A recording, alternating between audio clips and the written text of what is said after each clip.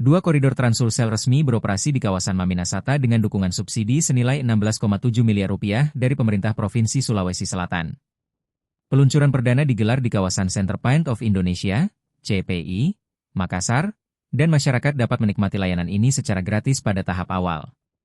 Koridor pertama menghubungkan Makassar Takalar dengan 14 bus yang melayani rute dari Panakukang Square, Jalan AP Petarani, CPI, hingga Pelabuhan Takalar dengan total 105 halte.